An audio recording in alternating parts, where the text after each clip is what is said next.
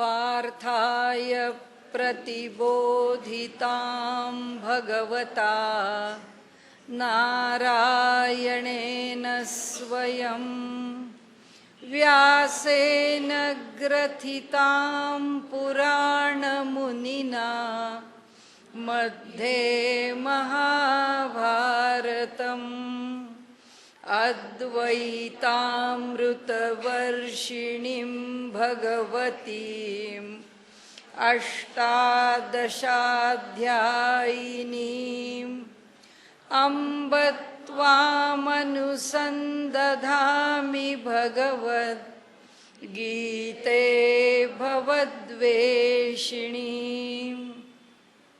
प्रपन्नपारिजाताय स्तोत्रवेत्रैकपाणये ज्ञानमुद्राय कृष्णाय गीतामृतदुहे नमः। सद्गुरु प्रपन्नपारिजाताय स्तोत्रवेत्रैकपाणये ज्ञानमुद्राय कृष्णाय गीतामृतदुहे नमः। सद्गुरुं सच्चिदानन्दं केवलं करुणाकरं ज्ञानयोगेश्वरं वन्दे ज्ञानदेवं पुनः पुनः। वाचारंभण विकारो नामधेय। वाचेला आरंभ केला, बोलायला सुरुवात केली की पहिला विकार आलाच, विकृती आली, प्रकृती नाही. म्हणून हा ज्या नियमाने वागतो याला विकृतीमध्ये नियम नाही स्वीकारावा लागत, ह्याला प्रकृत्या नियम आहे. जे आपल्याला मी पूर्वी सांगितलं असेल की एका वारकऱ्यांचा घोडा होता, त्या घोड्यावरून ते वारकरी जायचे आणि त्यांचं फार प्रेम होतं त्या घोड्यावरती आणि ते त्या दिंडीचे प्रमुख होते. त्या दिंडीतल्या लोकांना वाटायचं काय आमच्या या महाराजांना एवढा त्या घोड्याचं प्रेम आहे, काही कळत नाही. तर ते म्हणाले नाही हो, कशाला महाराज याचे नाही म्हणाले, फार तो अधिकारी घोडा आहे. नाही काय एवढा असा अधिकार? अहो म्हणाले तो एकादशी करतो. कसला एकादशी करतो? तुम्ही त्याला खायला शेंगादाणे गुळ देता म्हणून तो खातो. तो कसली एकादशी? नाही म्हणाले तो खाणार नाही, तुम्ही दुसरं काही दिलं तर. त्या घोड्याचं वैशिष्ट्य असं होतं की हे त्या घोड्यावर बसले ते महाराज आणि चल म्हणाले तर तो चालायचा नाही. त्यांनी त्यांचं विष्णू सहस्रनामाचा पाठ सुरू केला की तो चालायला लागायचा. त्यांनी ते काय पुटपुटायचे आपल्या मनामध्ये, पण त्याचा अधिकार इतका होता, इतकी सूक्ष्मता होती त्याच्या ज्ञानाला की ते म्हणाले बघा मी विष्णू सहस्रनामाचा पाठ केल्याशिवाय तो चालत नाही. या सगळ्या लोकांनी ठरवलं की एकदा त्या घोड्याची फजिती करायची. म्हणून त्यांनी त्या घोड्याला एकादशी आहे ना, त्याला दिला हरभरा आणि त्याला दिलं खायला गवत वगैरे. त्यांनी खाल्लं, हरभराही खाल्ला, ते गवतही खाल्लं. म्हणले काय महाराज, घोड्यानी तर खाल्लं, एकादशीच्या दिवशी हरभरा भिजवून दिला तर. ते म्हणाले ही एकादशी स्मार्त आहे, भागवत एकादशी नाहीये. त्याला कळलंय 2 एकादशांमधली एकादशी दुसरी आहे आपली भागवत. तुम्हालाच घाईघाईनी सुधारलं नाही, कारण तुम्हाला त्याची फजिती करायची होती. त्या घोड्यानी गंगाखेडच्या बाजूला समाधी घेऊन आपला देह ठेवला. घोड्याची समाधी आहे. म्हणजे इथे त्यांनी जे म्हटलंय ना की त्याला प्रकृत्या तो त्या स्वभावात गेले. प्रकृत्या आहे, स्वाभाविक आहे, ते तसंच आहे. म्हणजे त्याला सांगावं लागत नाही अहो काय तुकाराम महाराज यांनी एवढा प्रपंच केला कशा करता. त्यांना जर देवाचं नावच घ्यायचं होतं तर मग त्यांनी लग्नच नव्हतं करायचं. त्यांना जर देवाचं नावच घ्यायचं होतं तर मग या सगळ्या पोराबाळांची एवढी परवड का केली? आधी ते कर्तव्य नाही का यांना बाधत की आम्हाला जर तुम्ही स्वधर्मनिष्ठा सांगता तर मग त्यांना नाही का स्वधर्मनिष्ठा? त्यांना पण ती स्वधर्मनिष्ठा शिकवा ना. मग ते का असे वागले आणि लोकांना कशाला हे सगळं शिकवतात? त्याचं उत्तर आहे इथे की ही स्वाभाविक निष्ठा आहे. तुकाराम महाराज आपलं घर सोडून भंडाऱ्याच्या डोंगरावर जाऊन बसायचंय आणि आपल्याला एकनाथी भागवताचं पारायण करायचंय म्हणून जाऊन बसत नाहीत. ती त्यांना स्वाभाविक प्रेरणा आहे. त्या प्रेरणेने ते जातात. त्यांची मुलं बाळं राखली जातील, त्यांचा प्रपंच होईल. करेल कोण? भगवंत. हे अखंड बिचारी त्यांची पत्नी ती आवली त्यांना शिव्या देत असते पांडुरंगाला. पण तिच्या पायात काटा बोचला तर पांडुरंगाला सहन होत नाही. पांडुरंग येऊन आधी तिच्या पायातला काटा काढतो आणि तो तुकारामांच्याकडे मग तिला पाठवतो. कोण प्रपंच सांभाळत नाही? त्यांचा सांभाळताय भगवंत. प्रपंच सांभाळतायत. तुकाराम महाराजांचा प्रपंच सांभाळतायत. तुकाराम महाराजांकडून जगाचा प्रपंच सांभाळतात. कारण का? हा नियम त्यांनी लावून नाही घेतला, त्यांच्या अंतःकरणाला तो प्राप्त झाला. ती सहज स्थिती आहे, ती सहज अवस्था प्राप्त झाली की त्याकरता त्यांना प्रयास करावे लागत नाहीत, त्याकरता त्यांना कष्ट नाहीत. पण हा सामान्य मनुष्य आहे, आर्त आहे, अर्थार्थी आहे, जिज्ञासू आहे.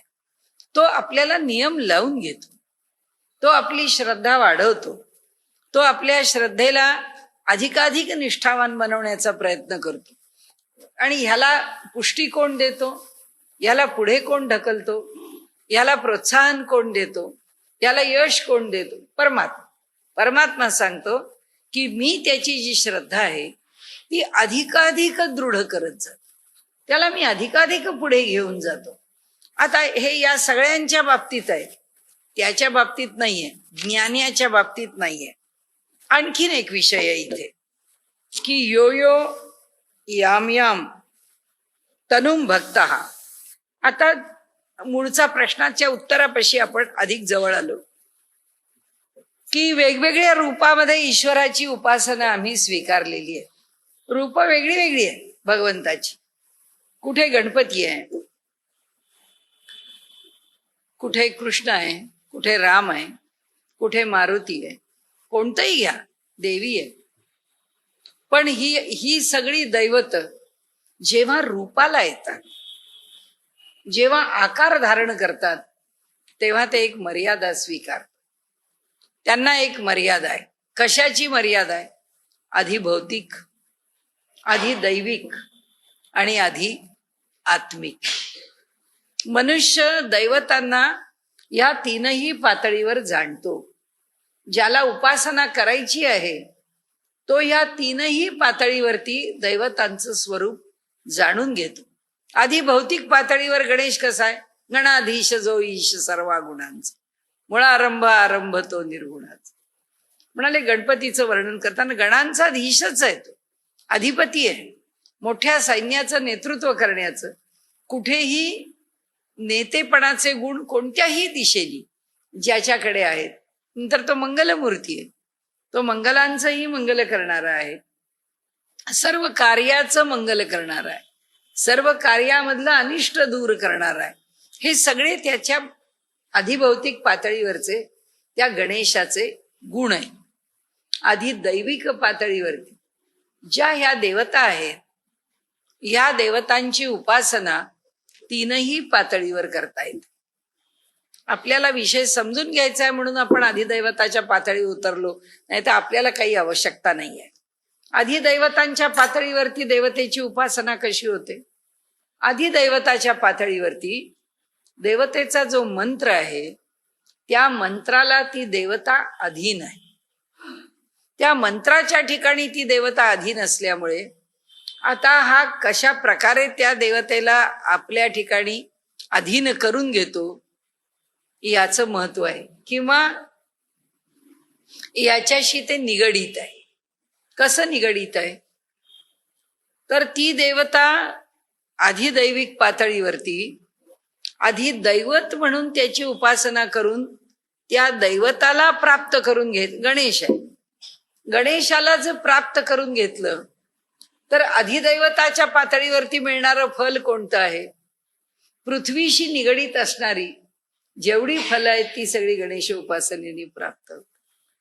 देवी उपासना आहे ती जलाशी निगडीत आहे, त्यामुळे जी जलाशी निगडीत असणारी जी काही फलं आहेत ती सगळी फलं त्या उपासनेने विशेषत्वाने प्राप्त होतात.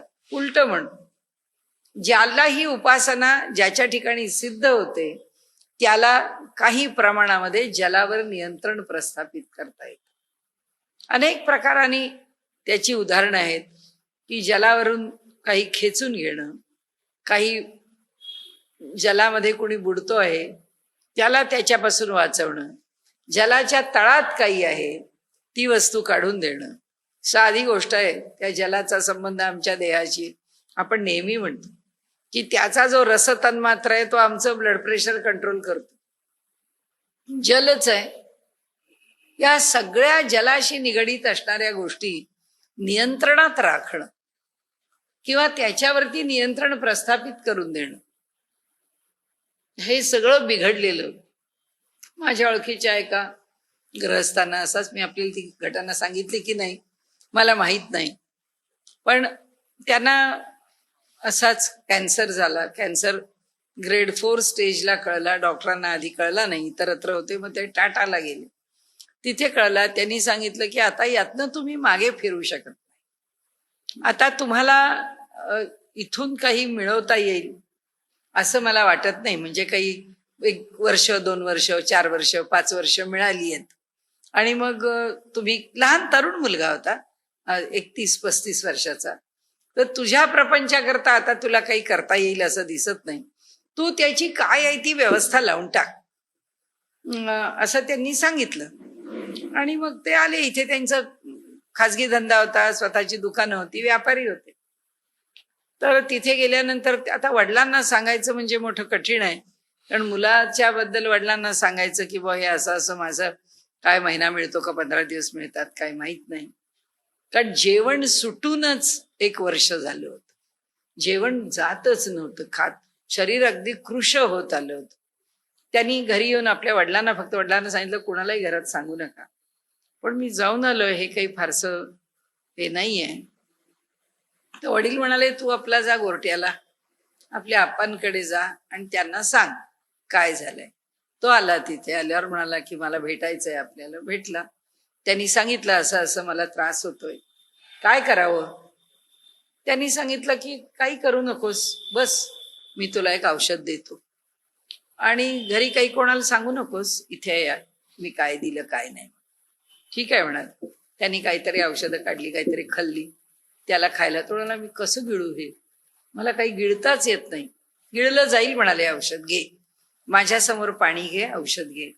त्यांनी ते औषध दिलं. ते औषध दिलं, ते त्यांनी गिळलं, पाणी पण प्यायला. आश्चर्य आहे म्हणाला. अप्पा हे असं कसं झालं. नाही आता जाऊन सगळ्यांबरोबर जेवायला बसायचं म्हणाला. तू जेवशील आता तिथे जाऊन. आणि तो म्हणाला मला जेवणच जाऊ दे ना, फक्त जे जमेल तेच खा, पण जा तिथे. सगळं सगळ्यांच्या करता केलेलं, काय तिखट बिखट घातलेलं, आंबट गोड काय लोणची बिंची, सगळा स्वयंपाक सगळ्यांना वाढला. तसा त्यालाही वाढला. तो आला, तो जेवला आणि आप्पांकडे आला. मला आश्चर्य आहे, मी जेवलो कसा. काही होणार नाही म्हणाले, तुझ्या खोलीत जाऊन झोप, उद्या सकाळी पुन्हा माझ्याकडे.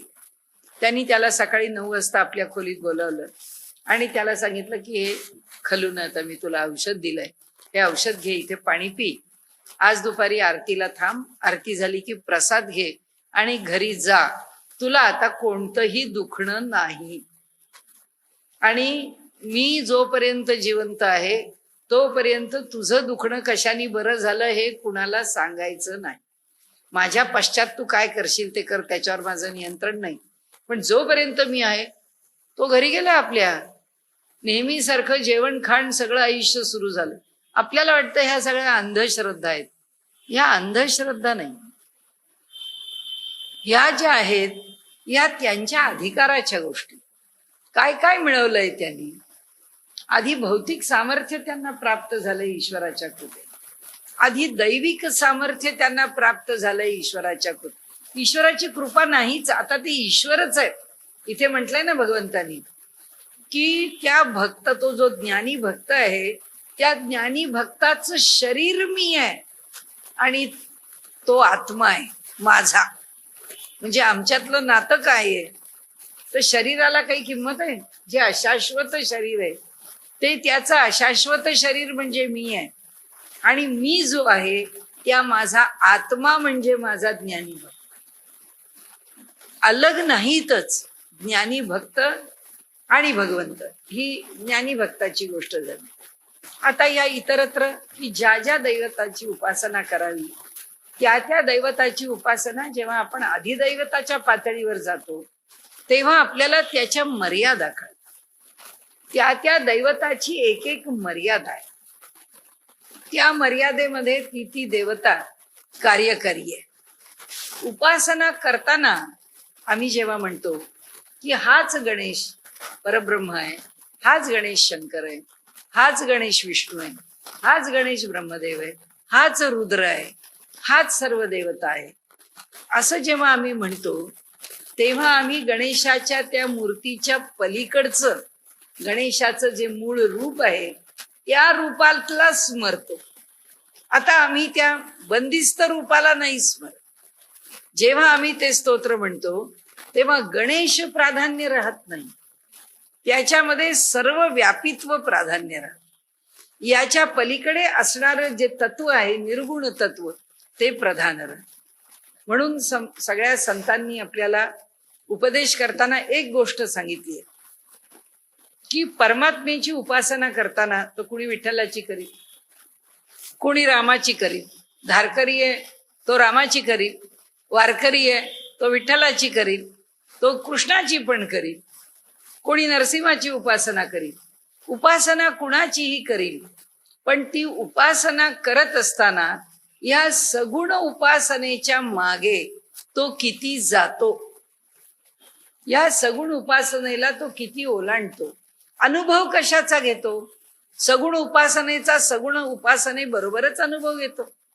ती उपासना करताना तेवढाच अनुभव घेतो नाही, तो त्याच्याही पलीकडचा अनुभव घेतो. त्याच्याही पलीकडचा कोणता घेतो? निर्गुणाचा घेतो. निर्गुणाचा अनुभव तो कसा घेतो? भगवंत त्याला देतो सगुणाचे आधारे. सगुणाच्या आधाराने निर्गुण पाहिजे. त्याच्यातनं काय प्राप्त करून घ्यावं? निर्गुणाची प्राप्ती सगुणाच्याच आधाराने होते, पण सगुणात अडकणं इथे मान्य नाहीये. भगवंताला ते मान्य नाहीये. भगवंत म्हणतात की त्याची मर्यादा भगवंतानी इथे सांगितली की जर त्या सगुण रूपामध्येच देवतेला, म्हणजे थोडंसं आपल्याला ऐकायला आवडणार नाही, परंतु अधिदैवताच्या पातळीवरच ते स्पष्ट होतं म्हणून आपण पाहू. आधिभौतिक पातळीवर काय, त्याची पुराण आहेत, त्यांची चरित्र आहेत, त्यांचे मंत्र घेऊन आपण ते मंत्र कसे आले, का आले, त्या त्या देवता आहेत. म्हणजे कशा की झाडाची शमी मधली देवता आहे, रुद्राक्षांमधली देवता आहे, तुळशी मधली देवता आहे. असं त्यातलं जे देवत्व आहे ते आम्ही भौतिक पातळीवर समजतो. म्हणून आपण म्हणतो की अगदी गणपतीला मोदक प्रिय आहे, कारण गणेशाचं लक्षणच मोद आहे. तो मोदक क म्हणजे देणारा, तो मोद देणारा आहे, आनंद देणारा आहे. म्हणून त्यांनी त्याच्या हातात मोदक घेतलाय. आता भौतिक पातळीवर कोणता मोदक त्याच्या हातात द्यायचा?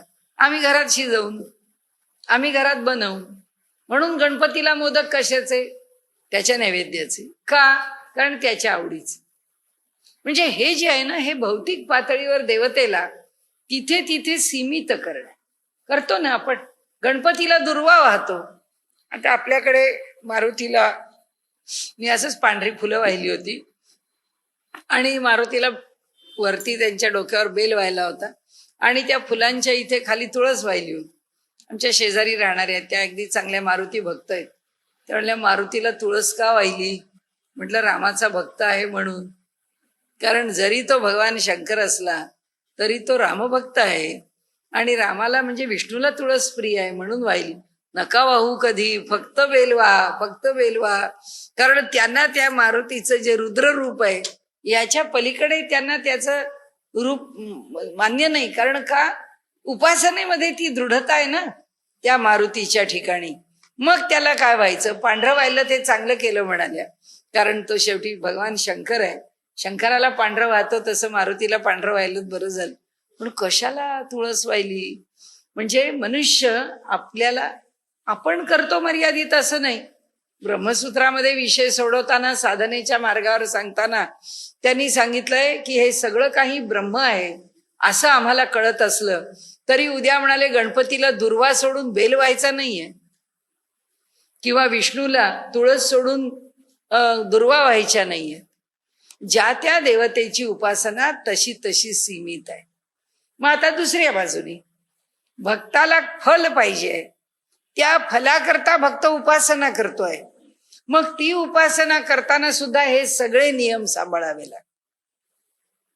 म्हणजे या दोघांमध्ये फरक काय आहे? याला फळ पाहिजे आहे म्हणून हा आपली देवता आणि उपासना नियमांनी सीमित करतोय. आणि तो ज्ञानी भक्त काय आहे? हा स्वाभाविक सीमित झालाय, याला त्याची गरजच उरत नाही. जसं रामकृष्णांच्या हातावरती रुपया पडला त्यांच्या भावावेशामध्ये, तर तो हातावर राहत नसे, लोकांनी पाहिलं की तो हातावरनं उडून जात असे. कारण अपरिग्रह ही वृत्ती परिसीमेची आहे. त्यामुळे नियम काय झाला? तो देह स्वीकारत नाही, त्या देहाच्या ठिकाणी राहूच शकत नाही, त्यांची प्रवृत्तीच त्यात रमू शकत नाही, त्यांच्या अंतःकरणात ते संकल्प येऊच शकत नाही. ज्ञानाचे नियम असे आहेत. आणि ह्या तिघांचे नियम हे जाणून घेताना असे आम्ही त्याला सीमित केलंय, आम्ही त्याला बंधनात ठेवलंय. आता हे झालं भौतिक पातळीवर. त्या बंधनामधून आम्ही त्या देवतेची उपासना करतो. आणि अगदी कोणी सांगितलं वा आज तुम्ही गणेश याग केलाय, गणपतीला कमळ फार प्रिय आहे, 1000 कमळ वाहा, की आपण अगदी धावपळ करून जीवाची आपण 1000 कमळ घेऊन येतो, ती टिकवतो, ती सांभाळतो, त्यात 1000ची 1200 घेऊन येतो, खराब झालेली बाजूला करतो, चांगली चांगली कमळ त्याच्या चरणावरती वाहतो. हे काय आहे? हे त्या देवतेच्या संतुष्टीच्या मिशानी आपण त्याची उपासना सीमित कर. भगवंत म्हणतात ही उपासना आम्ही सीमित करा. ते म्हणतात व्यवहारतः ही उपासना अशी सीमित केली तर माझं काही म्हणणं नाही, पण त्याच्या मागचं त्याचं व्यापकपण अनुभवाला येण्याची इच्छा, याच मर्यादेत त्याला अनुभव, याच मर्यादेत त्याच्या मागचं त्याचं व्यापकपण जाणार, ही त्यांची भूमी. आता तो अडकतो कसा? ती देवता फार बोलायला आपल्याला आवडत नाही, परंतु मंत्रशास्त्रामध्ये देवता आणि मंत्र यांचा असणारा जो अतूट संबंध आहे, त्या अतूट संबंधामध्ये ती देवता कशी बंधनात पडते ते आपल्या पुढे सांगायचं आहे. आपल्याकडे शाबरी मंत्र आहे, आपल्याकडे एक शाबरी विद्या आहे. त्या शाबरी विद्येची सगळी परंपरा नाथ संप्रदाय, दत्त परंपरा, याच्यातून गुरुपदिष्ठ मार्गाने ती परंपरा पुढे गेलेली. असं कुणी कोणाला ते शाबरी मंत्र शिकवत नाही. असे सामान्य मंत्र खुले आहेत, ते सुद्धा शंकराचार्यांनी त्यांच्या मंत्रशास्त्र पुस्तकामध्ये काही शाबरी मंत्रांची उदाहरणं दिली आहेत. त्याच्यामध्ये त्यांनी सांगितलं आहे की देवता बंधनात कशी पडते, देवतेला बंधन कसं येतं. त्यांनी सांगितलं हनुमानाची उपासना केली आणि हनुमानाला एखाद्या मंत्राने बांधून घेतलंय, तर तो जो अभ्यास करून त्या देवतेला अंकित करणारा जो भक्त आहे, तो भक्त आपल्या इच्छेने बोलवतो हनुमंताला. त्या मंत्राच्या आवाहनाबरोबर हनुमानाला हजर व्हावं लागतं. त्या मंत्राच्या इच्छेबरोबर तो सांगेल ती त्याची सेवा करावी लागते. म्हणून म्हणलं शब्द आपल्याला अजिबात आवडणार नाहीये, पण हे असं घडतं. देवतेला बंधन पडतं. का बंधन पडतं? त्यांना सामर्थ्य आहे, पण साकार झालेत. जेव्हा सगुणाचा आकार धारण केला आहे तेव्हा त्या सगुणाचं बंधन आहेच, त्या आकाराचं बंधन आहे.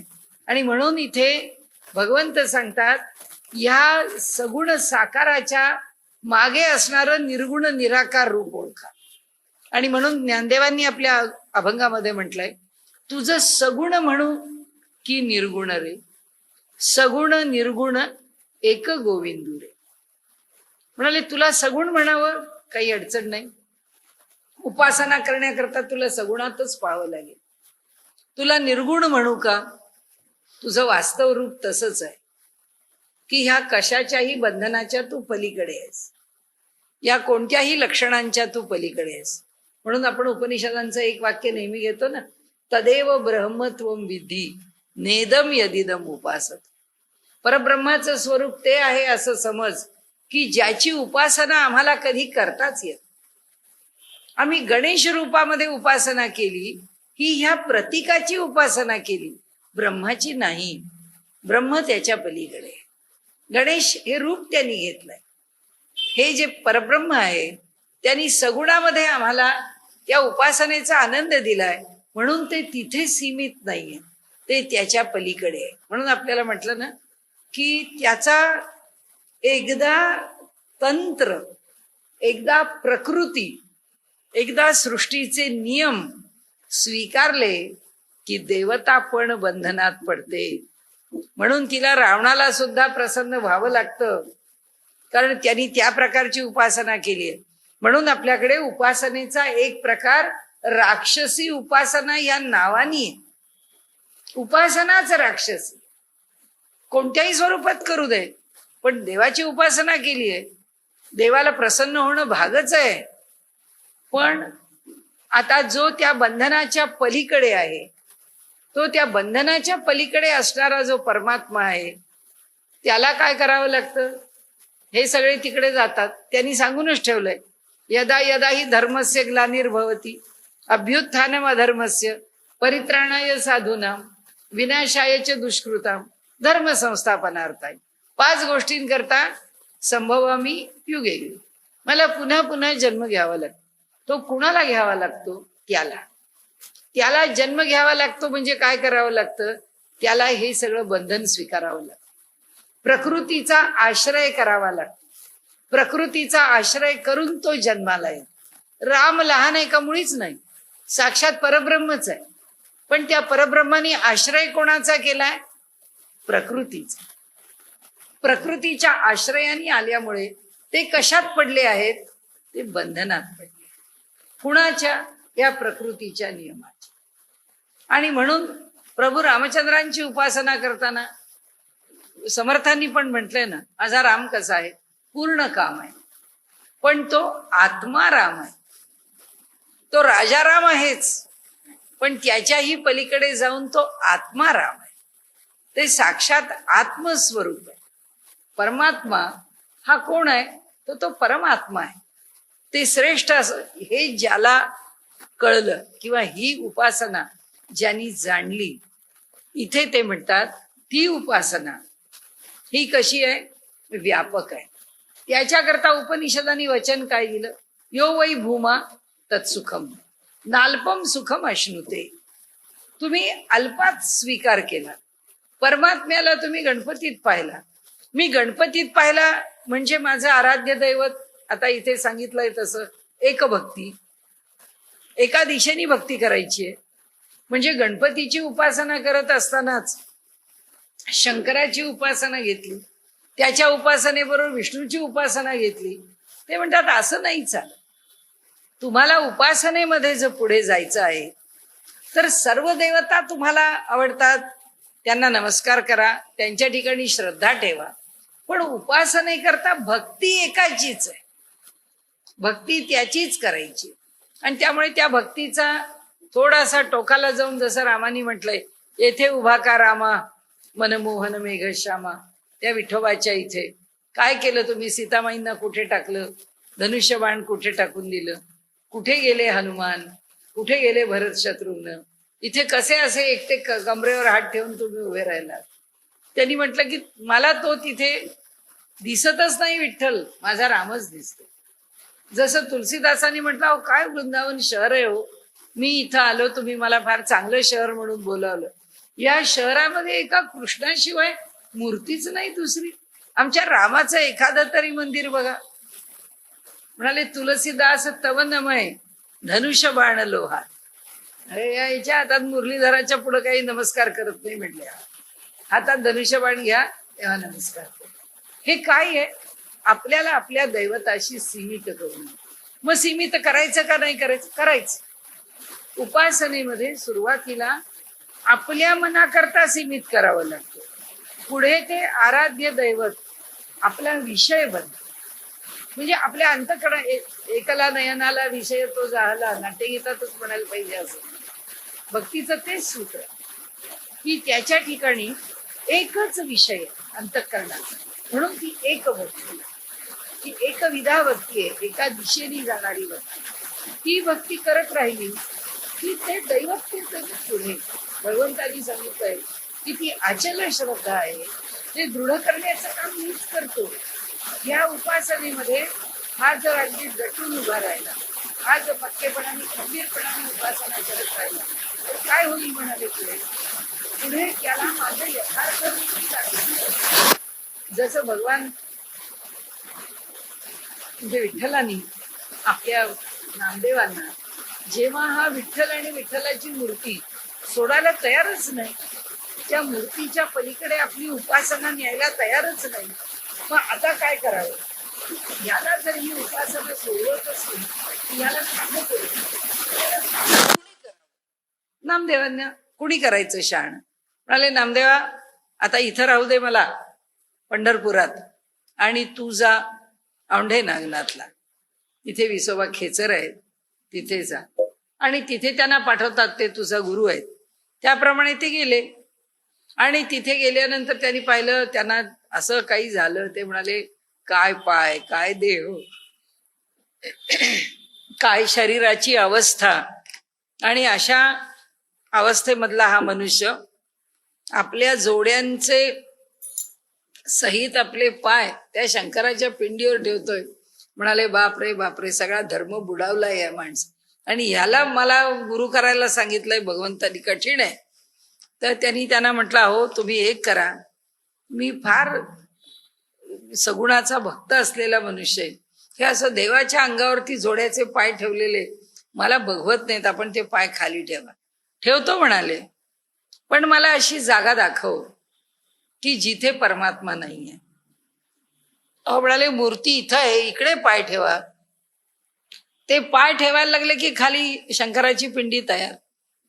सर्व ठिकाणी जेव्हा अशी शंकराची पिंडी तयार व्हायला लागली, त्यावेळी त्यांनी सांगितलं नामदेवांनी हे काय आहे. तेव्हा विसोबा खेचरांनी सांगितलं की अरे, एका मूर्तीत किती सीमित होऊन राहशील, त्याच्या बाहेर ये. परमात्मा व्यापक आहे, त्या व्यापकतेचा अनुभव घे. म्हणून तुकाराम महाराज म्हणतात, अणुरणीया थोकडा तुका आकाशा एवढा. काय मर्यादा आहे तुकारामाला? काही नाही. जी ईश्वराला मर्यादा नाही तशीच तुकारामाला मर्यादा नाही. आणि म्हणून इथे सांगताना भगवंताचा निषेध कशा करता आहे, देवतेच्या उपासने करता नाहीये, पण देवतेच्या रूपामध्ये घट्ट रुतून बसण्यात, की माणूस तिथेच रुततो, माणूस तिथेच अडकून पडतो. आणि नुसता अडकून नाही पडत, क्वचित क्वचित द्वेष सुरू होतात.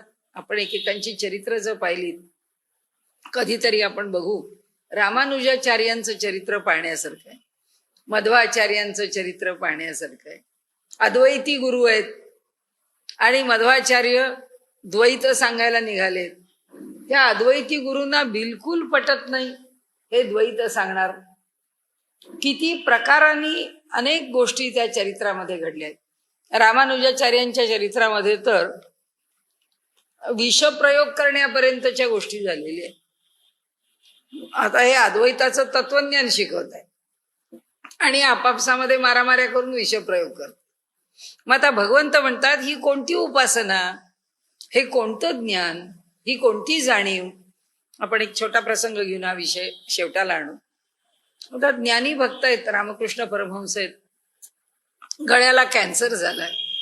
त्या कॅन्सर फुटलाय आणि सगळा वाहतोय, आणि त्यातनं तो पू, रक्त, ती घाण आणि त्या सगळ्या त्याच्या वेदना, ते सगळं त्यांना सहन करावं लागतंय त्या कॅन्सरचं. तर लोक म्हणाले, अहो तुम्ही कालीमातेचे एवढे भक्त, कालीमातेला दिसत नाही, तुम्हाला एवढ्या वेदना होत आहेत. ते म्हणाले, हो अर्थात मी कालीमातेचं लेकरू आहे, आणि बालकाला काय द्यावं हे मातेला चांगलं कळतं, त्यामुळे तिला माहिती आहे तिने मला काय द्यायचंय. त्यामुळे तिने माझा कॅन्सर दूर करावं. म्हणे तुम्ही का नाही सांगत तिला की माझा कॅन्सर बरा कर, ह्या वेदना नको मला. ते म्हणाले की कॅन्सर कोणाला? देहाला. मला आहे का? आणि मला काहीच होत नाही. मी नित्य कालीमातेच्या जवळ आहे, मी नित्य आनंदात. त्यामुळे ही कोणतीही वेदना मला त्रास देऊ शकत नाही.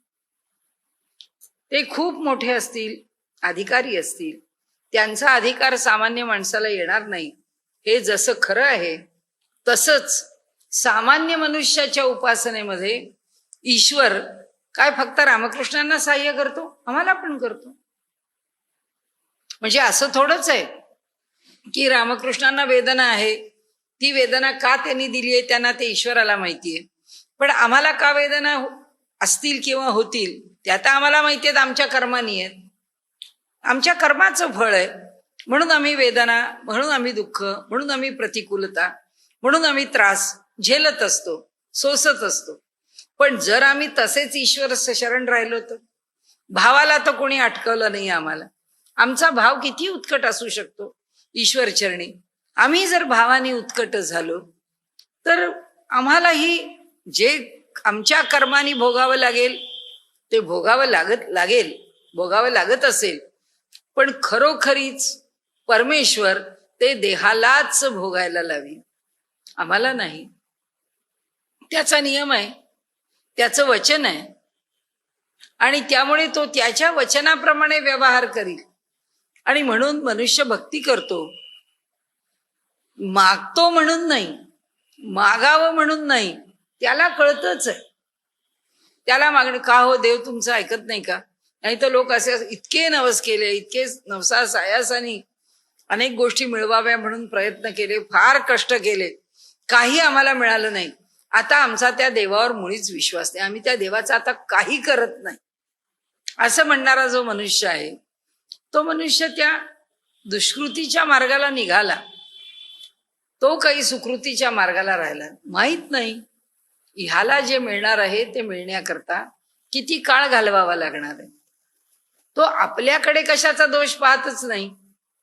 तो परमात्मा म्हणजे सप्लाय ऑफिसर आहे आणि आम्ही फक्त डिमांड करायची, आणि आमच्या डिमांड प्रमाणे त्यांनी सप्लाय केलं. तसंच तेव्हाच आत्ता असं पाहिजे म्हटलं की असं, नंतर असं पाहिजे. माणसं असं म्हणतात की अहो आता या सगळ्या आपल्याकडे एवढा मोठा कार्यक्रम आहे, आता पाऊस नाही पडला तर बरं होईल, मग देवा आता काही तू पाऊस पाडू नको. असा प्रत्येकाने वर्षभर पाऊस पाडू नको म्हटलं तर कधी पाऊसच पडायला नको, असं कसं होईल? देवाला जेव्हा ज्याला जे द्यायचं आहे तेव्हा तो त्याला देईल.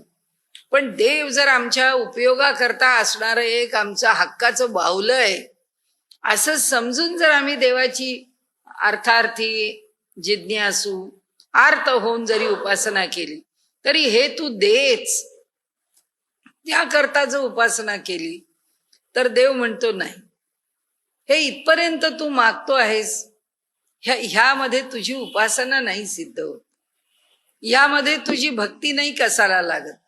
या ठिकाणी तू एका मर्यादेत उपासना करतोस. तू माझं यथार्थ रूप जाण. गणेश म्हणजे मीच आहे, राम म्हणजे मीच आहे, कृष्ण म्हणजे मीच आहे, नरसिंह म्हणजे मीच आहे, देवी म्हणजे मी, सगळं काही एक परमात्म स्वरूप आहे. तुझ्या उपासनेचं जे मूळ आहे ते त्या परमात्म स्वरूपापर्यंत जोवर पोचत नाही तोपर्यंत ती उपासना जी आहे ती याच पातळीवर शिल्लक राहते. आणि मग त्याचं फलही अंतवत, ज्याचा शेवट आहे ते तितकंच फल मिळतं, त्यापेक्षा अधिक फल मिळू शकत नाही. तर आता आपण आपला पुढचा जो भाग आहे तो भाग घेऊ. आता याच्यावर आपल्याला काही शंका असेल तर इथेच आपण निरसन करून घेऊया. तो जो विषय आपल्याला मांडता आला तर आपल्याला काही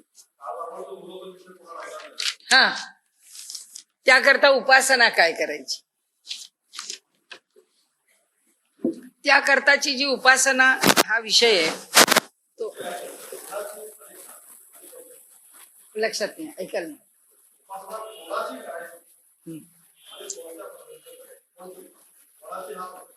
कोणाचीही यथा अभिमत ध्यान, जे आवडेल ते.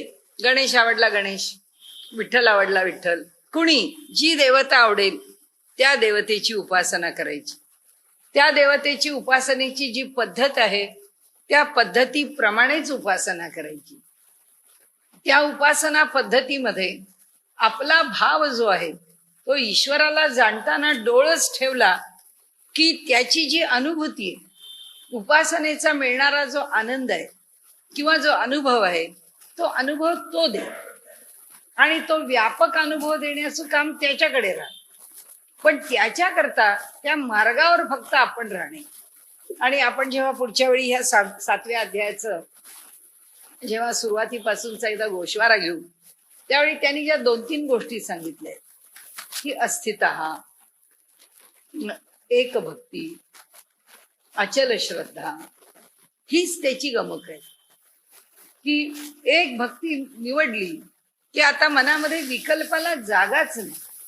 अंतःकरणात जोपर्यंत विकल्प येतो आहे तोपर्यंत आपण असं समजावं की अजून आपली भक्ती जी आहे ती त्या श्रद्धेने तिथं बसलेली नाही. आपली भक्ती अजून डळमळीत आहे, आपली श्रद्धा अजून डळमळीत आहे.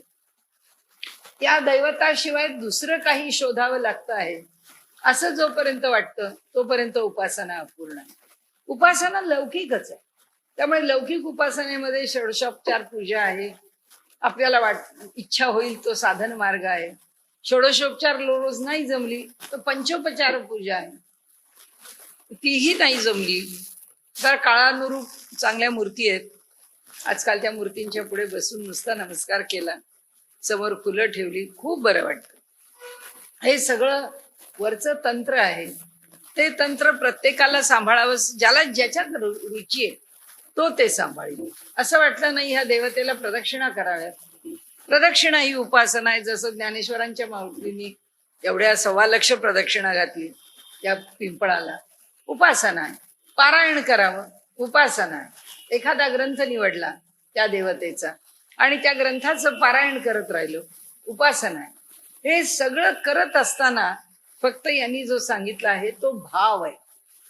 कारण त्या ठिकाणचा जो भाव आहे तो भाव मात्र या मूर्तीत परमात्मा अडकलेला नाही, या रूपात परमात्मा अडकलेला नाही. तो जसा आत्ता माझ्या डोळ्यासमोर विठ्ठल आहे तसाच तो दुसऱ्याच्या डोळ्यासमोर गणपती, तसाच तो तिसऱ्याच्या डोळ्यासमोर नरसिंह आहे.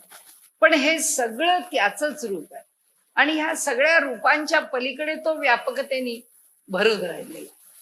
ही जाणीव आमच्या अंतःकरणात पक्की ठेवून आमची उपासना चालू राहिली की त्याचा अनुभव देण्याचं काम मात्र तो करतो.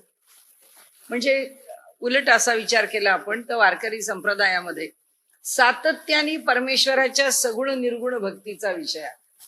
नाही तसा विचार केला तर कबीरांनी सुद्धा निर्गुणी भजन लिहिलेली आहे त्यांच्या भजनांच्या मध्ये सुद्धा, की भगवंताचं निर्गुण स्वरूप प्रत्ययाला आल्यानंतर जो त्यांचा अनुभव आहे, त्या निर्गुणाचा जो अनुभव आहे त्याची भजनं लिहिलेली आहेत. आता ज्ञानेश्वर माऊलींची भजनं आहेत किंवा त्यांचे अभंग आहेत, त्या अभंगांच्या मध्ये सुद्धा माऊलींनी ज्या पद्धतीने वर्णन केलंय त्याचा जर विचार केला तर ते अनुभूतीचे म्हणजे निर्गुणाचेच अनुभव त्याच्यामध्ये मी आणीन पुढच्या वेळी. आपलं हे जेव्हा याचा आपण गोषवारा घेतो ना सारांश, त्यावेळी ते 2-4 त्यांनी आपल्या योगमार्गाचा अनुभव दिला आणि त्यांनी तो अनुभव मला कसा येतो, मी माझ्या ध्यानामध्ये कशाचा अनुभव घेतो किंवा किती प्रकारचे अधिक देखणे तरी निरंजन पाहणे योगी राज विनवणे मला मना आले हो माय, की अधिक मी परमेश्वराला पाहू लागलो की त्याचं निरंजन रूपच पाहण्याची वेळ येते. अधिकाधिक पुढे चाललो की त्याच्या शुद्ध रूपाकडे जा. म्हणून आपण त्याच्या ज्ञानाच्या पायऱ्या म्हटलंय की अनेक जन्मांमध्ये ती शुद्धता सुद्धा अंतःकरणाला जशी येत जाते तशी येणारी अनुभूती पण तितकी सूक्ष्म आणि अधिकाधिक सूक्ष्म आणि अधिकाधिक शुद्ध होत जाते. तर हा त्याचा अनुभव आहे, ही त्याची उपासना नाही, हा मिळणारा अनुभव आहे. मग आपण म्हणालात त्याप्रमाणे ध्यानाचा मार्ग असू दे, आपण म्हणालात त्याप्रमाणे सोहम साधना असू दे, एखाद्याच्या ठिकाणी जप असू दे, एखाद्याच्या ठिकाणी देहानी श्रीधर स्वामींसारख्यांनी देहाने अपार कष्ट करून साधना केली, त्यांना त्या साधनेतून ईश्वराची अनुभूती मिळाली. आणि साधन कोणतं निवडतो? आता साधन राहतं केव्हा? आता आपण पुढच्या वेळी बघू तेव्हा आहेच की साधन ही गोष्ट आम्ही त्याच्यापासून लांब आहोत म्हणून साधन, नाहीतर तो आणि आम्ही एक झालो तर साधन नाहीच आहे. म्हणून ते सांगतात की हा जो अर्थार्थी आर्त आणि जिज्ञासू आहे, त्याच्याच बरोबर आपण रामकृष्णांचं उदाहरण घेऊ की ते कालीमातेचे पुजारी होते. पूजा करायला बसले की कालीमातेला फुल वाहण्याऐवजी आपल्या डोक्यावर फुल वाहून घेत. हे लोकांना असं वाटायचं हा वेडा मनुष्य आहे, पण त्यांना कालीमातेची मूर्ती आणि आपला देह याच्यामध्ये फरकच कळत नव्हता, राहिलाच नव्हता. तो फरकच न राहिल्यामुळे फूल कुठे व्हायचं आहे याचं भान नाही. हा अनुभव आहे आणि ही अनुभूती येईल, ती अनुभूती भगवंत देईल. आपल्या बाजूनी फक्त काय आहे? आपल्या बाजूनी फक्त त्याचं यथार्थ ज्ञान करून त्याला त्या रूपात पाहणं. ज्या सगुण रूपाला पाहतो त्या सगुण रूपाला त्याच्या पलीकडे जाऊन स्मरण आहे, त्या सगुण रूपाला त्याच्या पलीकडे जाऊन त्याची आठवण करणं आहे, किंवा प्रत्येक उपासनेच्या बरोबर त्याची व्यापकता लक्षात घेणं आहे. ही त्याची खरी भूमिका आहे. असं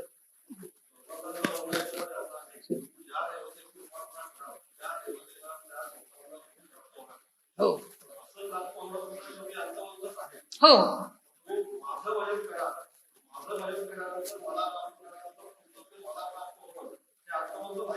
बरोबर. परमात्म्याला त्या देवतेच्या ठिकाणी ती देवता नसून तर परमात्मा स्वरूपच आहे, तो परमात्माच आहे. म्हणजे उपासना करताना आता समजा गणेश त्रिखंडी पुराण आहे ते घेतलं आणि गणेशाची उपासना करताना अखंड त्या पुराणाचं स्मरण आहे, गणपतीचं रूप आहे, त्याचा प्रताप आहे, त्याचा महिमा आहे, त्याचं कार्य आहे, या सगळ्याची आठवण केली. ही सगळी आठवण करताना आता गणेशाच्या पलीकडे कोणी नाही, ही भावना प्राथमिक श्रद्धा विकसित व्हायला, दृढ व्हायला, श्रद्धा दूरवर म्हणजे दीर्घकाल निरंतर राहायला ते उपयुक्त आहे. पण श्रद्धा एकदा दृढ बळकट झाली की आता ती श्रद्धा व्यापक व्हावी लागेल, त्याला व्यापक आम्ही करावं लागेल.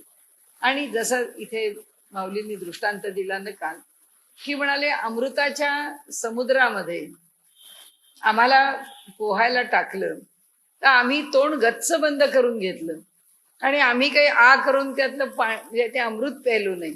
म्हणजे तिथे अमृताच्या सागरात राहून सुद्धा अमृतत्वाला प्राप्त न करता आम्ही मर्त्य का व्हावं? याच्या बरोबर त्यांनी सांगितलं जर असं आहे आणि आम्हाला जर हे ज्ञान समजून घेता आलं किंवा ते तत्वज्ञान जर आम्हाला पचवता आलं तर त्यांनी काल जसं म्हटलंय की चिदाकाशामध्ये चिदंबरामध्ये त्यांनी मुक्त विहार करावा. त्यांनी जो आनंद आहे या देवतेच्या उपासनेचा त्या देवतेच्या आधाराने व्यापकपणाने घ्यावा. त्याचं जे व्यापक स्वरूप आहे ते जाणून घेण्यामध्ये आनंद आहे. आता ते आम्ही जाणून घेतलं आणि त्या प्रकाराने आम्ही आमची उपासना जर व्यापक, कारण ती करण्याची स्थिती आधी आली पाहिजे. आमचा आधी उपासनेतला अधिकार इतका वाढून पुढे गेला पाहिजे की त्या पातळीवरती आम्हाला त्या गणेश देवतेचा कृपाशीर्वाद मिळतो आहे. कुणाचा संवाद आहे, कुणाचं काही आहे, कुणाला दृष्टांत आहे, कुणाला मार्गदर्शन आहे. हे सगळं असताना त्याच्या पलीकडची जी स्थिती आहे ती पलीकडची स्थिती जोपर्यंत आमच्या साधनेने किंवा आमच्या कर्तृत्वाने आम्ही ती प्राप्त करत नाही, ती साधना आमची तशी परिणत करत नाही. आता काय होईल? हीच साधना. गोंदवलेकर महाराजांनी सांगितलेला एकच दृष्टांत आपल्याला साधन मार्गाला पुरेसा आहे की ती हातात विजेरी आहे आणि ती पेटवली की 6 फूट दाखवते, 6 फूट गेले की पुढचे 6 फूट दाखवते. तसं या देवतेची उपासना चालू आहे, उपासना चाललेली आहे. त्या उपासनेतले जे अनुभव आहेत ते एक एक अनुभव त्या त्या पातळीवर पुढे पुढे जायला लागतात. ते जे जातील तेव्हा देवता त्या अनुभवाकरता आपल्याला जेव्हा परिपक्व करायला तयार आहे, तेव्हा आम्ही त्याला जखडून बसता कामा. जसं आपलं नामदेव महाराजांचं उदाहरण आहे की नाहीच विठोबाला सोडायला तयार, तर ते म्हणाले, अरे सोड, जा आता गुरुकडे आणि शहाणा हो, व्यापक हो. कारण तुझ्या विचारांना जर ही विठोबाची मूर्ती, हेच तुझं आराध्य दैवत आणि हेच अंतिम म्हणजे अंततोगत्वा हेच प्राप्त करायचंय असं म्हणशील तर हे इथेच संपणार आहे. याचं फल किती, हा एक भाग. दुसरा, आपण म्हणालात त्याप्रमाणे, जोपर्यंत या जन्मामध्ये ती सेवा विकसित नाही होत, नाही आम्ही खूप पुढे गेलो, आमच्या उपासनेमध्ये आम्ही एक टप्पा गाठला आणि खरंच आमचं आचरण पुष्कळ चांगलं आहे, सात्विक आहे, पूर्वजन्मीचं काही पुण्य आहे, म्हणून आम्हाला त्या देवलोकाला जायला मिळालं. त्या देवलोकामध्ये राहण्याचा काळ काय आहे, आता तो जो काळ आहे तो मी आपल्याला म्हटलं तसं या दोन प्रकाराने त्याचे अनुभव आहे. एक, ह्या ब्रह्मांडाच्या आतच ती देवता आम्हाला जवळ करते. आम्ही काही इतरत्र स्वर्गात जाऊन राहत नाही, आम्ही देवता आश्रय घेऊन राहतो. म्हणजे मिळणारं फल आहे हे सात्विक आहे, पण ते ब्रह्मांडाच्या अंतर्गत आहे. ब्रह्मांडाच्या पलीकडे जाऊन, समजा आम्ही म्हटलं हा गणेश लोक आहे आणि त्या गणेश लोकामध्ये आम्हाला राहायला मिळालं, आता इकडे खाली यायचा प्रश्न नाही. आता त्या लोकामध्ये तो जो काही अधिकार आहे, ज्या काही अधिकाराने आम्ही तिथे पोहोचलोय, आता त्याचे स्तर आहे. त्या स्तरावरती त्या लोकामध्ये जर आमची उपासना आम्ही चालूच ठेवली, त्या लोकामध्ये आम्ही आमचा स्वतःचा जो व्यासंग आहे, अभ्यास आहे, तो चालू ठेवला, तर भगवंत त्याला पुढे पुढे नेतो. नाही तर जोपर्यंत कल्पाचा अंत होत नाही तोपर्यंत या तीन मुक्तींमध्ये जो मनुष्य असतो तो त्याचा अनुभव घेतो. आणि जी चौथी सायुज्य मुक्ती आहे, ती जर नाही प्राप्त झालेली असली तर कल्प संपला की तो सामान्य स्तरावर येतो. कारण केलेलं हे सगळं उपासनेचं जे पुण्य आहे, त्या पुण्याने त्याला हे ब्रह्मांड ओलांडून पलीकडे नेलंय आणि नेऊन त्याला त्या लोकात राहण्याचा आनंद दिला. तो तेवढा काळपर्यंत त्याला मिळतो आणि तो झाल्यानंतर पुन्हा तो जो जीव आहे, तो जीव पुन्हा त्याच्या चक्रामध्ये अडकतो. म्हणजे पुन्हा पुण्याचं फल मिळालं की संपलं. इथे आहे ब्रह्मांडाच्या आत मिळालं. सामान्य आपण जसं म्हटलं की उपासना वसुदेवतांपर्यंतच पूर्ण झाली, रुद्र किंवा विश्वदेवांच्या पर्यंत नाही पोहोचली. या यज्ञाची 3 सवन नाही आम्हाला काबीज करता आली, मिळवता आली. नाहीतरी ओम स्वराज्यम वैराज्यम पारमेष्ट्यम राज्यम महाराज्यम माधिपत्यम, हे जे सगळं म्हटलेलं आहे, हे सगळं एकेका बंधनाच्या पलीकडे जाणारं. म्हणजे देवता लोकाला जाऊन राहणं हेच एक मुळामध्ये बंधन आहे. तर त्यांचं म्हणणं असं की हे सगळं बंधन आम्ही कशामुळे स्वीकारतो? कारण एक, आमची उपासना त्या स्तरावर आहे. कारण 2, आमचे विचार त्या पद्धतीचे आहेत म्हणून. कारण 3, आम्हाला त्या उपासनेमधली ती व्यापकता गाठायला जमत नाही. कारण समजते, कळतं आहे पण वळत नाही, अशी पण स्थिती आहे की आम्हाला कळतं की हे सगळं असं व्यापक, म्हणजे कसं घ्यावं, ते आम्हाला कसं अनुभवाला यावं. मग आपण त्याच्यामध्ये म्हणतो की गुरु जर भेटले तर गुरु मार्गदर्शन करतात, नाही ईश्वर मार्गदर्शन करतो, ईश्वर उचलून घेऊन जातो. पण हे पुढे जे घडत जातं, हे घडत त्याच्या कृपेने घडावं म्हणून सतत त्याच्याकडे अपेक्षा करावी की हे तू घडव, की ह्याच्यात मला अडकवू नको, तू मला याच्या बाहेर काढ, तू मला व्यापक उपासनेमध्ये. उपासना कोणतीच वर्ज नाही. जोपर्यंत मला साधना करायला पाहिजे आहे आणि मी साधनेतून पुढे जाणार आहे, हे जोपर्यंत मला कळतंय तोपर्यंत कोणतीही साधना मला तितकीच उपयुक्त आहे. ती तिच्या पद्धतीने जर मी अवलंबली तर. सोम साधना घेतली, त्याच्या नियमांप्रमाणे जाऊ. आता जसं काल आपण म्हटलं ते राघवेंद्र स्वामी, आता राघवेंद्र स्वामींच्या परंपरेमध्ये त्यांची उपासना करताना पुष्कळ सोळं ओळं वगैरे अनेक गोष्टींचा तिथे अंतर्भाव आहे. किंवा दत्त उपासनेमध्ये काही नियम आहेत, काही कडक आहेत. त्या नियमांचा विचार करता आपण जर पाहिलं तर ती उपासना करताना ते सांभाळणं आपलं काम, त्यातली श्रद्धा माझी वाढो म्हणून त्याची प्रार्थना करणं आमचं काम आहे. पण ते सगळं पुढे नेणं हे पुन्हा त्याचंच काम आहे. आणि म्हणून भगवंत सांगतो की विचार करताना आता कुठे तुम्ही अडकू नका. म्हणून ते आपल्याला सांगतात की अशा कोणत्याही अंतवत फलांच्या मध्ये की जे शेवटाला जाणारं फळ आहे, जे शाश्वत नाही, त्यात तुम्ही जाऊच नका ना. मग भगवंतांनी इथे त्या सगळ्याला उत्तर काय दिलंय? निष्काम कर्मयोग. की कोणतीही उपासना करताना कशाचीच अपेक्षा करू, भगवंताकडे अपेक्षाच करू नका.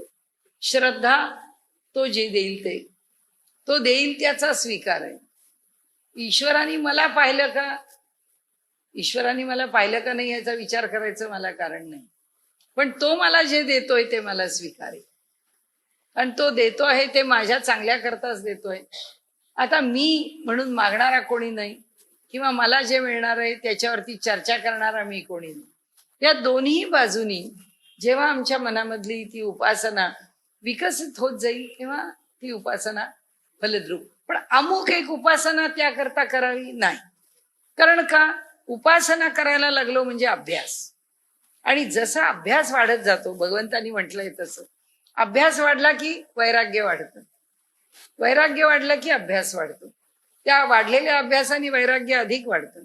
म्हणजे जगामध्ये असणारी जी आसक्ती आहे ती ज्या प्रमाणात सुटत जाते त्या प्रमाणात अभ्यासाने श्रद्धा वाढत जाते.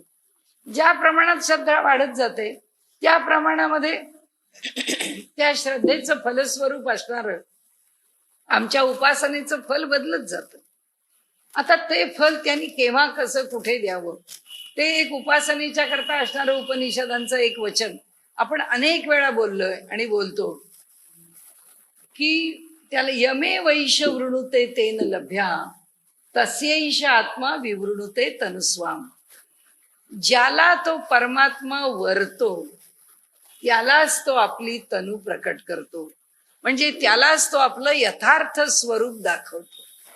त्याला ज्याला जे स्वरूप दाखवायचंय, जिथपर्यंत दाखवायचंय तिथपर्यंत तो दाखवतो. कारण तो म्हणतो आत्ता पाहण्याचा याचा अधिकार एवढाच, त्याला तेवढं तो दाखवतो. म्हणजे परमात्म्यापर्यंत जाऊन पोचणं याकरता काय करायचं आहे ही आपल्याकडून एवढीच बाजू आहे. त्याच्याकडून तो जे देतो, त्याला जे द्यावंसं वाटतं ते तो आपल्याला देईल. काय मनात शंका? ठीक आहे.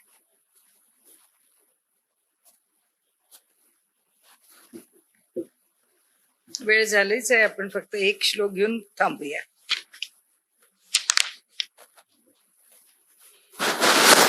काल आपण 28वा वाचला का 29वा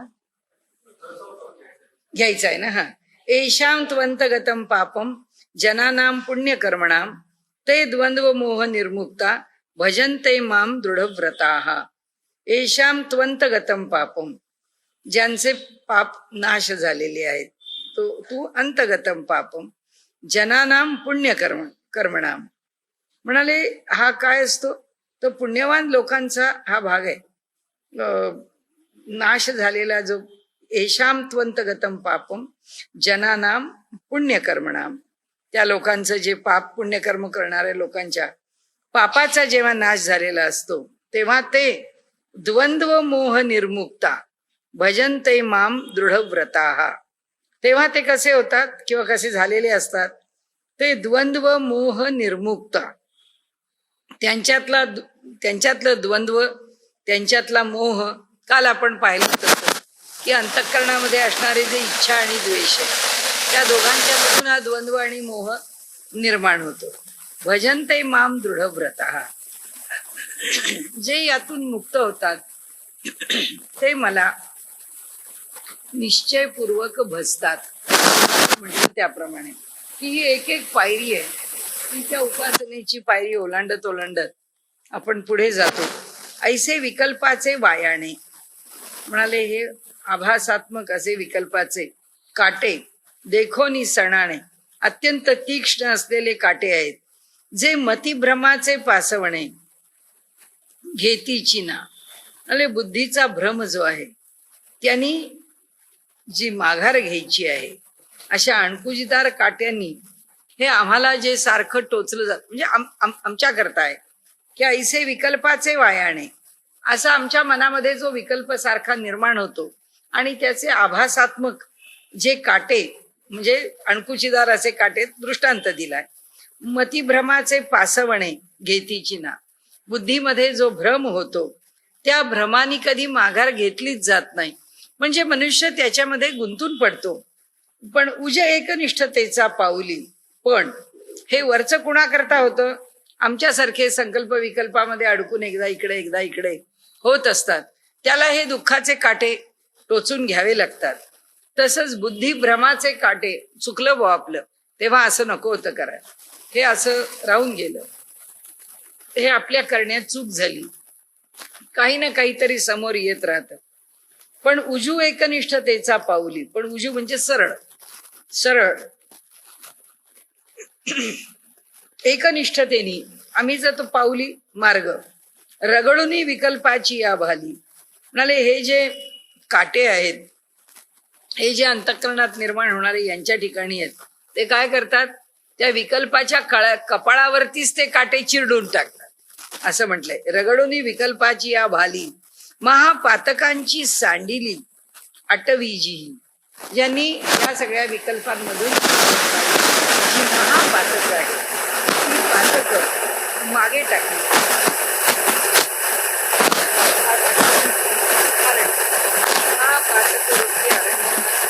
मागे टाकली ते पुढे आले. म्हणजे काय झालं? त्यांच्या अंतःकरणामध्ये हा जो उजू एकनिष्ठतेचा पाऊल हे सूत्र आहे. असे जे शब्द त्यांनी वापरले तिथे त्या प्रत्येक शब्दाने त्यांनी उपासना देऊ शकतात. उपासना सातत्याने चालू की त्याचं फल आम्हाला मिळेल. आता ते इथे करतात की याच्यातून ते बाहेर काढतात. महापातकांची संधी आठवली ज्यांनी त्या महापातकांच्या आधी मागे टाकल्या. मग पुण्याचे धावा घेतले आणि माझी जवळी कपाट. किंबहुना ते चुकले वाट होते. आता शब्द कसा मग पुण्याचे धावा घेतले. मग त्यांनी काय केलं? पुण्याच्या मागे ते वेगाने पुण्य मिळवतात. ते असं म्हणत नाहीये निष्काम कर्म करून माझ्या पाप पुण्याचीच गोष्ट होईल, कारण अजून ती प्रवृत्ती पुढे गेली नाही. त्यामुळे मग पुण्याचे धावा घेतले आणि माझी जवळी कपाट. माझ्या अधिक जवळ आणि पुण्यकर्मामुळे सात्विकतेमुळे ते माझ्या जवळ आले. किंबहुना ते चुकले वाट वधेया. किंबहुना ते वाटमारी करणाऱ्यांच्यापासून ते दूर गेले. आता जो त्यात शेवटाला पोचला, इथे वरचा श्लोक याचा करताचा असलेला श्लोक ज्याच्यावरती माऊलीने तिथे निरूपण केलं. निरूपणात त्यांनी आम्हाला समाविष्ट, पण मूळ श्लोकात आम्हाला नाही समाविष्ट. मूळ श्लोकामध्ये त्यांनी काय म्हटले? भगवंतांनी त्यांनी सांगितले ज्यांचं पाप पूर्ण नष्ट झालेले आहे असे जे लोक आहेत, पुण्य केवळ पुण्य त्यांनी आपल्या ठिकाणी त्याचा साधन निर्माण केला आहे, अशा लोकांना फल काय? द्वंद्व मोह निर्मुक्ता. त्यांच्या ठिकाणी द्वंद्व आणि मोह दूर जातात. त्यातनं ते बाहेर पडतात आणि आपली उपासना कशी करतात? दृढ व्रताहा. अत्यंत दृढपणाने. जसं व्रत कधी सुटत नाही, जसं व्रताच्या ठिकाणी कधी कुठल्याही प्रकारची तडजोड संभवत नाही, तसं त्यांच्या उपासनेमध्ये तडजोड संभवत नाही. आणि म्हणून आता ते सगळा पापाचं अरण्य, महापातक, संकट सगळी ओलांडून ते आता बाहेर पडलेत. आणि या मार्गावरचे जे वाटमारी करणारे आहेत, की जे कुठे ना कुठेतरी फसवून आम्हाला लुबाडतात. कोणी फसवायला आणि लुबाडायला कोणतेच विषय, कोणतेच विकल्प त्यांना अडकवू शकत नाही. आता ते निर्वेधपणे बाहेर पडले. ती स्थिती जशी जशी ज्याची येईल. आता माऊली इथे खाली लिहिताना केवळ ते डोळ्यापुढे धरत नाही, त्यांचं वर्णन करतात. पण ते वर्णन करत असताना मात्र ते म्हणतात ते जसे बाहेर पडले त्याचं महत्वाचं कारण उजू एकनिष्ठतेचा पाऊल. त्यांनी तो मार्ग पक्का धरून ठेवला आहे, हे लक्षात ठेवा. आणि मग त्यांचं फल काय आहे ते तुम्हाला सांगतो. त्या मार्गापर्यंत पोचेपर्यंत आपल्याला धावपळ करायची आहे, सगळ्याला तोंड द्यायचं आहे आणि तिथपर्यंत पोहोचायचं, ही त्याच्या मागची, त्यांच्या सांगण्याच्या मागची धारणा आहे. आजचा विषय इथं थांबवू आपण.